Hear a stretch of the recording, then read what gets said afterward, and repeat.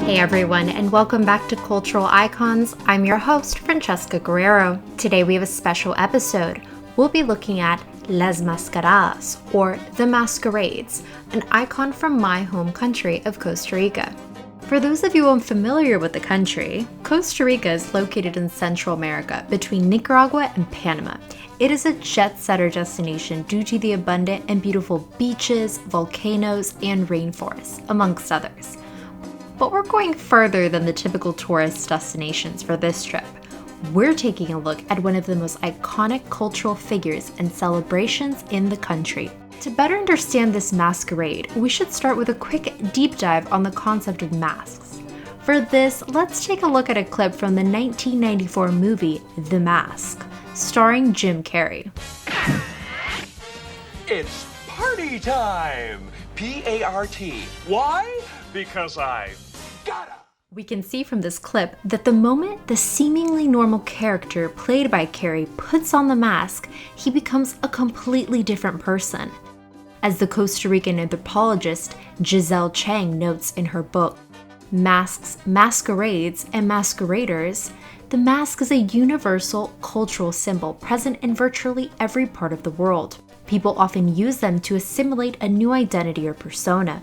Their effects are varied but can be analyzed as a means of establishing power and instilling fear, or deviating from rule and order and mocking authority. Masks are wholly symbolic and are used to represent someone or something else, but their interpretations depend on their social, cultural, and historical context. If you've never seen the Star Wars franchise, you wouldn't know who Darth Vader is and represents. They are dependent on the space and time they have been created in to be interpreted. But let's go back further in time to better understand the origin of masks and masquerades in Costa Rica. Pre-Columbian indigenous peoples created these historic masks using various natural elements, such as clay, wood, volcanic rock, gold, ceramic, and other materials, and colored them with pigments. Masks had magical religious purposes in which the bearer would be granted supernatural abilities given to them by nature and the gods. With it, they could summon water during droughts or stop the rain during harvest season. Another use for them was during festive celebrations. They were accompanied by music and dancing. Those who wore them acquired a sacred and powerful character that gave them respect throughout the festivities. In 1502, though, everything changed with the arrival of the Spaniards. Masquerades and celebrations were lost during this period of conquest until the inception of the Juego de los Diablitos, meaning Game of the Devils, by the Baruca people.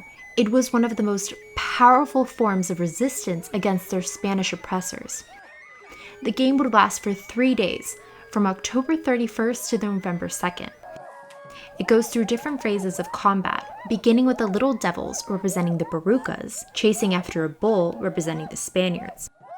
Then it changes to the bull chasing the devils and in the act killing them. The devils are then reborn, chase the bull to the mountains, kill him, and divide him up. The game of the Little Devils was meant to mock the Spaniards and demonstrate a world in which the indigenous peoples would rise up and defeat them. The modern version of La Mascarada was born in the capital of Costa Rica at that time, Cartago. They were created during the celebrations in honor of the Virgin Mary, known as La Virgen de los Ángeles. Rafael, or Lito Valerin, a local craftsman, is believed to have been the first to develop the giantess in Costa Rica. According to Cultura, the Costa Rican Cultural Information System, it is said that Lito, a devout Catholic, went to the local church one day and found a trunk full of masked heads of Spanish origin. He closed the trunk in fear of being caught, but in the corner of his eye spotted more of these strange sculptures.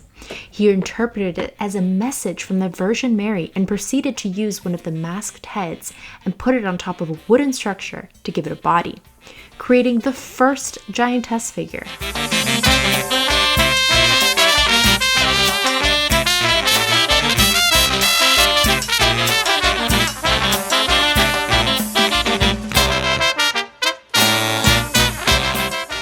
From there, he taught his son the tradition and technique, who then sold it to Pedro and Manuel Freire, who began the festivities in San Jose, and from there spread to other cities. the tradition continues to transform into the mascaradas we see in Costa Rica today. Masqueraders are usually called to commemorative events as a form of fun and traditional entertainment. They dance in the street to cimarrona music and chase both children and adults. As we've learned throughout the video, the masks can either personify traditional folkloric figures, such as the devil, or public figures, such as the local priest. Masquerades incarnate joy, fun, culture, and heritage to all those who experience them. Today, the styles and techniques for creating these mascaradas differ depending on the local craftsman. We visited the studio of Gerardo Montoya, whose grandfather brought the mask-making tradition to Escazú, and I got to see firsthand what it's like to put on the giantess mask. It was a little tricky to get into the structure, and it's definitely heavy to wear, but once the music started, I just went for it.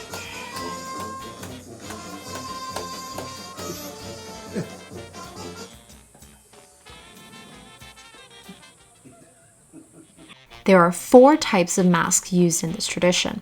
The first one are the giants. As we saw in the video, the giants are of large stature and have a structure made of bamboo or wire.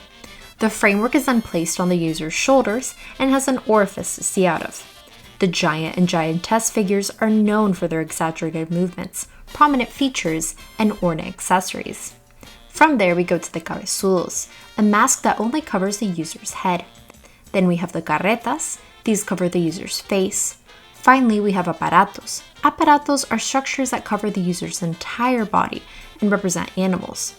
An example of this are the bulls from the Juego Los Diablitos. In modern masquerades, we see cultural syncretism as elements from both Spanish and indigenous origins are added to the festivities. For those unfamiliar with the term, syncretism is a blending of cultural elements to create a completely new hybrid element. From these images, we can see that there is a striking similarity between the Costa Rican and Spanish masquerade figures. The Spaniards were the ones who brought bovine animals to the New World, and the bull, being one of their most symbolic images, was quickly adopted by the Baruca people. With forced enculturation of Catholicism throughout the nation, these previous characters, such as the devil or the skeletal figure representing death, became a part of the cultural lexicon. We can see how the dances transformed with time as more and more elements were added in. The importance of this cultural patrimony has not been lost on the Costa Rican people. On October 31st, 1996, the Cultural Committee of Aqueserri, a town in San Jose, organized a parade with traditional mascaradas. The main objective of this event was to counteract the influence of outside celebrations during this time, such as Halloween. The next year, the Ministry of Culture and Youth decided to mark October 31st as National Traditional Costa Rican Masquerades Day. In conclusion, masks are a universal cultural symbol, present in virtually every part of the world. They are used by individuals to assimilate a new identity or persona. In Costa Rica, masks and masquerades have changed over time. From indigenous magico-religious to colonial-era festivities, the essence of the masquerades is still the same. Mascaradas symbolize the mocking of established social hierarchy against those with power. It is an event solely for the community that brings them together and broaches taboo topics such as death and the devil. As Gerardo Montoya put it,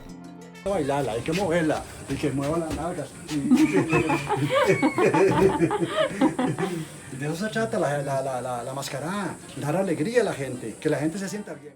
Thank you for watching today's video on las mascaradas costarricenses, a topic I hold near and dear to my heart. A special shout out to the musical group Cimarrona Santo Domingo for allowing me to play their music throughout this video. Another thanks to Gerardo Montoya for allowing us into his studio and seeing his mascaradas. And as we all should know by now, please follow the YouTube golden rule. Like, comment, subscribe, and do share. If you have opinions or suggestions, I'd love to hear them, so please leave them down below. And any references will be linked in a Google Doc in case you want to check the research yourself.